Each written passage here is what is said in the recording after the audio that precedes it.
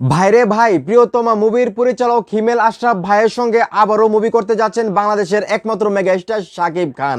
শাকিব ভাইয়ের 256 নম্বর যে মুভিটা হবে সেই মুভিটার পরিচালক নাকি হবে হিমেল আশরাফ ভাই। ভাই, প্রিয়তমা মুভির কথা নতুন করে বলার কিছু নাই, এটা ইন্ডাস্ট্রি হিট এবং প্রিয়তমা মুভির মাধ্যমে শাকিব ভাই নিজেকে নতুনভাবে ফিরা পাইছে। এখন বর্তমানে যে শাকিব খান আছে সেই শাকিব খানের কিন্তু পূর্ণজন্ম হয়েছে হিমেল আশরাফ ভাইয়ের হাত ধরে প্রিয়তমা মুভির মাধ্যমে।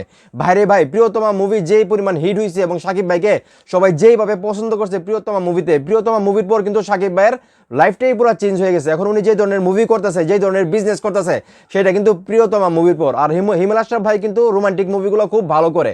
তো আমার মনে হচ্ছে হিমেল আশরাফ ভাই হয়তোবা মেগাস্টার শাকিব খানকে নিয়ে কোনো রোমান্টিক মুভি করবে। আসলে যেখানে বলা হচ্ছে শাকিব খানের 256 নম্বর সিনেমা পরিচালনা করতে যাচ্ছেন হিমেল আশরাফ, প্রযোজনা করবে আলফা আয়ু চরকি। ভাইরে ভাই, তাহলে তো গরম হয়ে যাবে আমি যেটা মনে করি। যদিও আমি চাই না আসলে আলফা আয়ের সঙ্গে শাকিব খান কোনো কাজ করুক, তারপরও যদি আসলে কাজ করে তাহলে কিছু করার নেই। মেগাস্টার শাকিব খান যেদিকে যাবে আমরা তো সেই দিকেই যাব। তো এইটাই শুনে আসলে ভালো লাগতেছে, মেগাস্টার শাকিব খান আবারও হিমেল আশরাফ ভাইয়ের সঙ্গে রোমান্টিক ছবি করবে। তবে হিমেল আশরাফ ভাই এবং শাকিব খানের কাছে একটা রিকোয়েস্ট থাকবে আমার, ভাই গল্প একটু আনকমন গল্প নিয়ে আসবেন। অবশ্যই প্রিয়তমা মুভিটা ভালো ছিল, কিন্তু তারপরও এখন শাকিব ভাইয়ের যে স্ট্যান্ডার্ড সেই স্ট্যান্ডার্ড অনুযায়ী আপনাদেরকে গল্প আনতে হবে।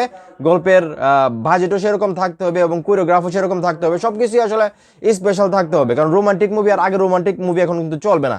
এখন যে জেনারেশন সেই জেনারেশন অনুযায়ী অবশ্যই শাকিব ভাইকে নিয়ে ইউজ করতে হবে, আমি যেটা মনে করি। তো সবশেষে যেটা বলতে চাই, মেগাস্টার শাকিব খান যদি ইয়েস বলে তাহলে অবশ্যই গল্প পয়রা গল্প দিকেই ইয়েস বলবে। তো যাই হোক, এখন এই মুহূর্তে যারা শাকিবিয়ান আছো, এই যে শাকিব ভাই আবারও প্রিয়তমা মুভির পরিচালক হিমেল আশরাফ ভাইয়ের সঙ্গে কাজ করতে যাচ্ছেন, এই বিষয়টাকে আপনারা কিভাবে দেখতেছেন?